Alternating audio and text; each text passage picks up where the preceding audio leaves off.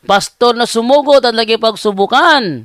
Binutata ni Paula Lima. Narito po yung video.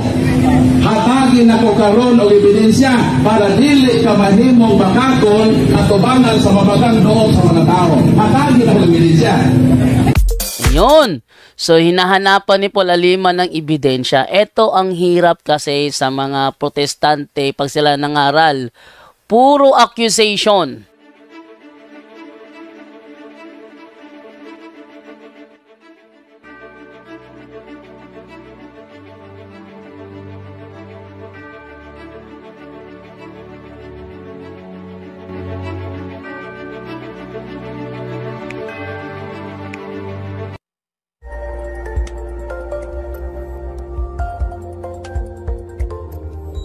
May tatalakayin po ako, no?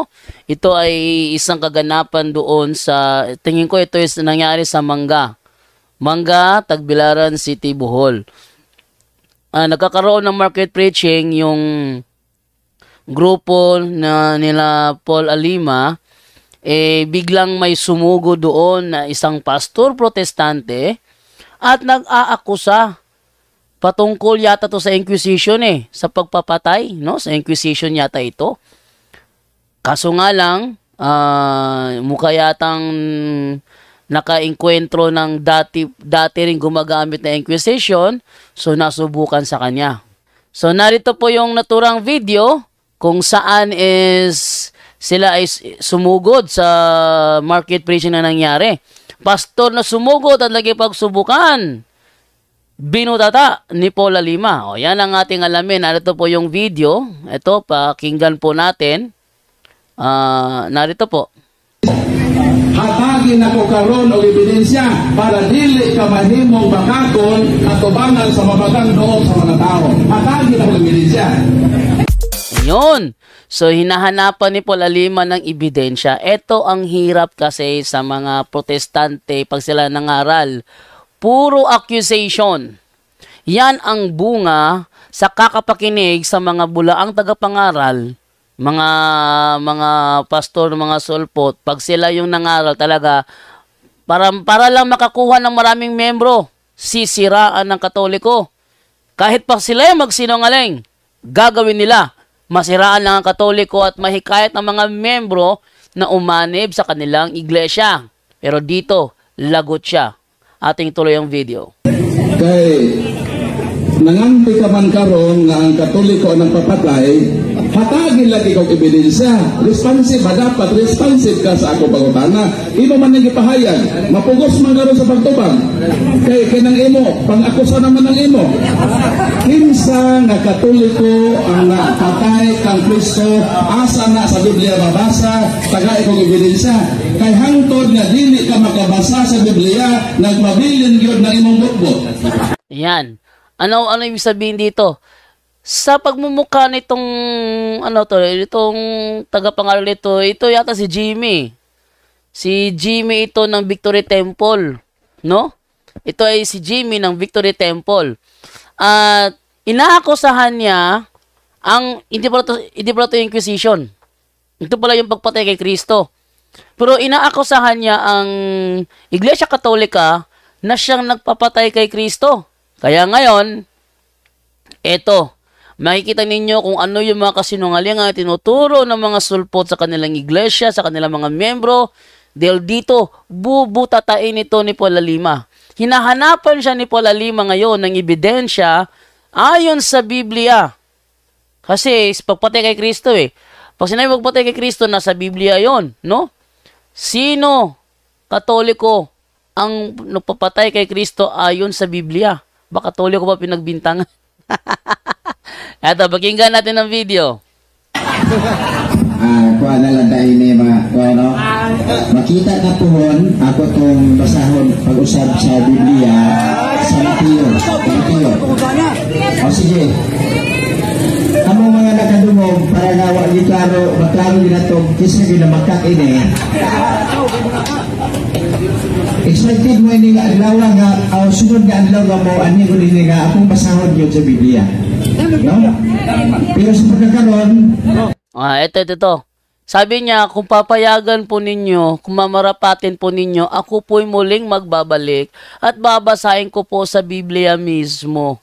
Sabi niya, kasi nakalimutan niya raw kung anong talata, nakalimutan niya raw. Pero tanong, nasa Biblia ba talaga na Katoliko nagpapatay? Kung babasahin natin ang Biblia, ganito ang nakalagay sa unang Tesalonica 2:15. Silang mga Hudiyo ang pumatay sa Panginoong Hesus at sa mga propeta noon. Sila rin ang mga taong umuusig sa amin. Hindi nalulugod ang Diyos sa ginagawa nila at maging ang lahat ng tao'y kinakalaban nila. Sino raw? Silang mga Hudiyo. Silang mga Hudiyo ang pumatay sa Panginoong Hesus. Bakit silang mga Hudiyo ang pumatay sa Panginoong Hesus?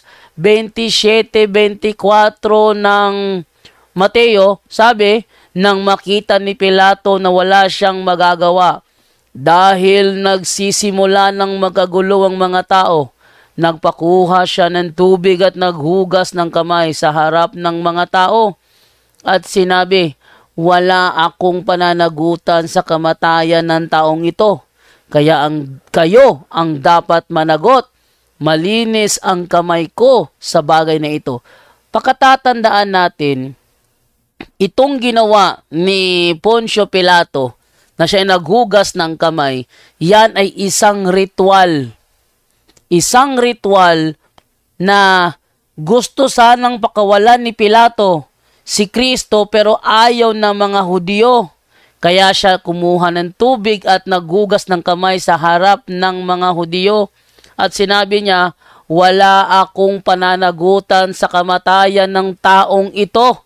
Kayo ang dapat managot. Malinis ang kamay ko sa bagay na ito. Kaya sabi ni Apostol Pablo, ang mga Hudiyo ang pumatay. Bakit? Ano ba ang response ng mga Hudiyo dito? 25. Sumagot ang mga tao, kami at ang mga anak namin ang mananagot sa kanyang kamatayan. Ayun. Sabi ng mga Hudiyo, kami at ang mga anak namin ang mananagot sa kanyang kamatayan. Kaya ang sabi ni Apostol Pablo, silang mga Hudiyo ang pumatay sa Panginoong Hesus. Kaso, ito kasi si Brother Jimmy kasi, masyadong malakas ang hatred sa Katoliko. Masyadong malakas. Gagawin ng lahat, siraan lang ang Katoliko. Kaya yun ang nangyari sa kanya. Naku, namroblema siya nito. Naku, problema mo talaga yan, Jimmy. Bueno, tuloy na lang natin ang kanyang mga pangyayari. Narito. Wakong nandun nag-asa mo doon napita basta kayo ba Hindi niya alam kung saan daw niya nabasa-basta meron daw yun. Walang ganun eh. Tuloy. Malanggaw naman yun. Di ko pinagkabugaw lagi. Ay lakaw bro, kaya ako nang ibulga ko ng imong pagpatabakaton. Ganun mismong oras. Ayaw siyang paalisin ni Paula Lima para ibulgar sa karamihan ang kanyang kasinungalingan. Tuloy. Minutuha, ako nang ibulga ng imong pagpatabakaton. Kaya ako mismo mabasa. Basahon ako sila kabataya. Kaya imong Katoliko man.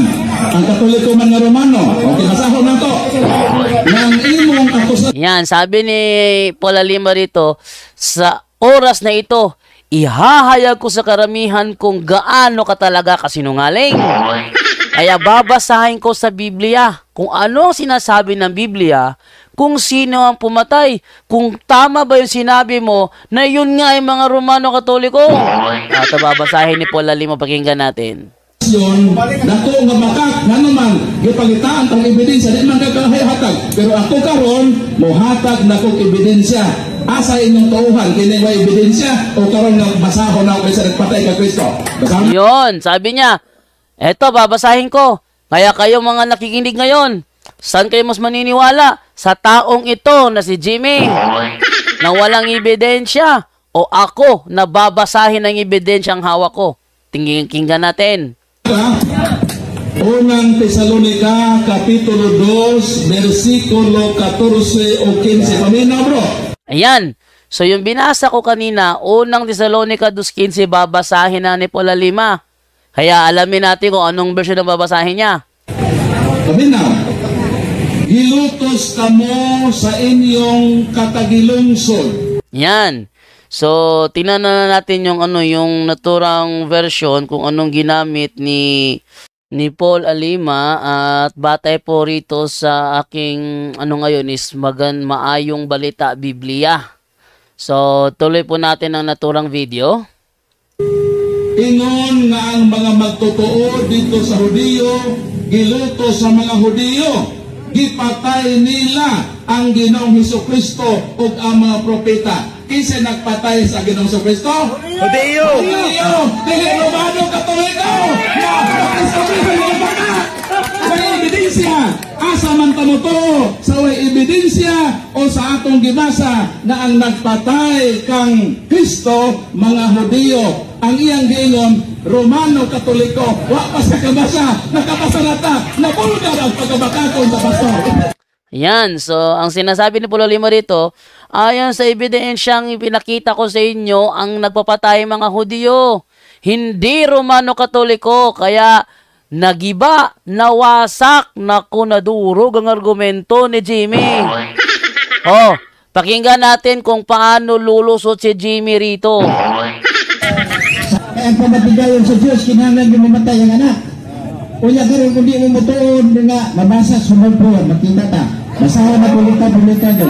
Kaya kung di mo mutuon na ang Romano Katoliko mo ay napatay ni Ginoong Hesukristo, wa mo katabang sa pamatigayon sa Diyos.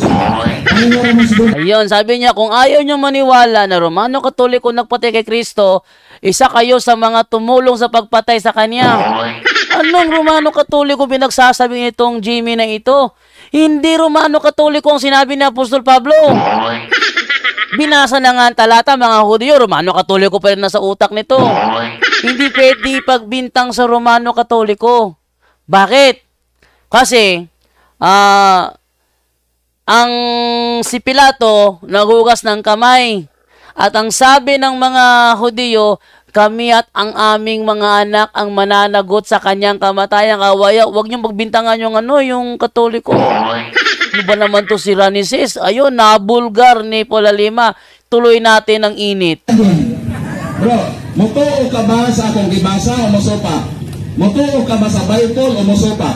Ayan, tinatanong siya ni Paul Alima ngayon, maniniwala ka ba sa Biblia na binasa ko, sasalungat ka? Tubag lang, yes or no? Mutuo ka? Mutuo ka lang nagpapatay kang Kristo na Hudiyo? Ha? Mutuo. Ayan, tinanong siya ni Paul Alima, naniniwala ka ba sa sinabi ni Apostol Pablo na mga Hudiyo nagpapatay kay Panginoong Hesukristo? Sabi niya, oh, naniniwala ako. Pero ang Biblia, dili kay usara ka page. Pero puhon lagi, akong yung basahon. Ayan, natin mo lulusot pa ang sinungaling na ito. Sabi niya, ang Biblia ay hindi lang isang page. So, ibig sabihin, lilitaw siya na may isang page salungat sa sinabi ni Apostol Pablo. Tingnan mo kung gaano to magsinungal itong taong to. Pinalilitaw ni Jimmy na dahil hindi lang isang pahina, may isa pang pahina, pero salungat sinasabi ni Apostol Pablo. Salungat! Tuloy! Na kamo mismo nang ino nga ay naghaatag mo og kwanta nga ipanungilo ninyo nga ang Ginoo wala mamatay kundi gikawat na sa mga tinunan. Ako gyud masahol. Mana nga ito tinan mo to tong taong ito. Sabi niya, hindi ba Romano Katoliko mismo ang nagbayad sa mga sundalo para ipalitaw na ninakaw ang kanyang katawan? Walang alam si Jimmy. Hindi Romano Katoliko nagutos nun. Mga Hudiyo, kasi ayaw nilang maniwala na na si Kristo ay muling mabubuhay. Ayaw nilang maniwala. Kahit pa sa pelikula panoorin, hindi naman Romano Katoliko yun eh. Kahit sa pelikula mo panoorin, kahit doon sa doon sa pelikulang Risen, kahit doon panoorin, o kahit doon sa sa mga luma na about the story of Jesus, hindi mga Romano Katoliko yun. Ano ba naman itong nagsasabi ng taong ito? Sinungaling talaga, sinungaling. Tuloy natin. Be excited mga igsoon para na makita ta sa puhon na kung dili na po ay kapahayag na ang mga Katoliko na ay nagapatay sa atong Ginoo, because mo mga igsoon kaya wa mo katabang sa pamatigayon sa Dios. Ani? Masamot sila kayo, di sila magpatay. Kung mabasa, blessed mo mga igsoon. Kaya mutuon mo nga kumuda yung pundok, nakatapang sa pamatigayon sa Dios, kaya ngayang anak, hinahanglan yung mamatay. Kaya, ako nabasa nga, karon ito, dapat mo sa una sa mga bunagin. Pero karon dapat na po ninyo mga igsoon. Kaya ito mo, nakatapang mo sa pamatigayon sa Diyos. Kaya ito mo yung Tinan mo ito. Ito talaga, trying hard talaga sinungaling na ito. Nasabi sinungaling, nabuking na, nagsisinungaling pa. Sabi niya, dati, pabor ako sa born again. Pero alam nyo ba ngayon, pabor na ako sa inyong Katoliko. Bakit siya pabor sa Katoliko daw? Kasi malaki ang ginawa ng Romano Katoliko para matupad ang sinasabi sa kasulatan na ang Mesiyas ay kailangan mamatay. Ano ba naman itong taong ito? Nabuking na nga, magsisinungaling pa. Napakasinungaling. Sabi nga ni Kristo ito sabi ni Kristo na mas malaki ang kasalanan noong nag-surrender kaysa sinurenderan. Kasi ang sinurenderan, yung mga Romano. Ang nag-surrender sa kanya, yung mga Hudyo. Ito sabi sa talata 19:4 ng Juan, sabi ganito, lumabas muli si Pilato at sinabi sa mga tao, ihaharap ko siya sa inyo upang malaman ninyo na wala akong nakikitang dahilan upang hatulan siya. Sabi ng Romano gobernador, hindi Romano Katoliko sabi ng Romano gobernador na si Pilato na ihaharap niya si Kristo sa kanila upang malaman nila na wala siyang nakitang dahilan para hatulan si Jesus.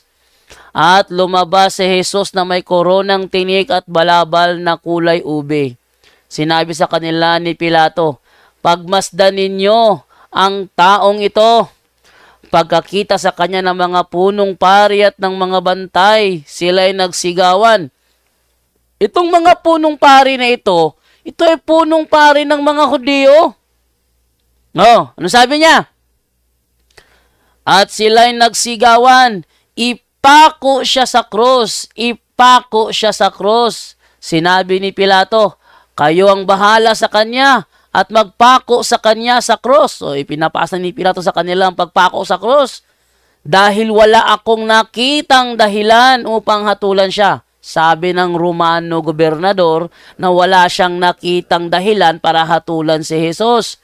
Sumagot ang mga Hudyo. Ano yung punong pari na yon? Yun ay punong pari ng mga Hudyo. Yan. Para mabilaukan sila sa itibay ng ebidensya. Makabasa lang ng pari, Romano Katoliko na. Yan ay pari ng mga Hudyo. Sumagot ang mga Hudyo. Mayroon kaming batas at ayon dito ay nararapat siyang mamatay sapagkat sinabi niyang siya'y anak ng Diyos. Ngayon, mayroon bang batas ang Romano Katoliko na patayin ang magsabi na siya'y anak ng Diyos? Wala. Pero ang mga Hudyo meron sila. Yan na sinabi, mayroon kaming batas at ayon dito ay nararapat siyang mamatay. Bakit? Sapagkat sinasabi niyang siya'y anak ng Diyos, yon ay batas ng mga Hudyo. Walang batas ang mga Romano Katoliko na patayin ang magsabi na siya'y anak ng Diyos. Tuloy. Nang marinig ni Pilato ang sinabi nila, lalo siyang natakot. Natakot ang Romano gobernador. Muli siyang pumasok sa palasyo at tinanong si Jesus, taga saan ka ba? Subalit hindi tumugon si Jesus. Muling nagtanong si Pilato, ayaw mong magsalita sa akin?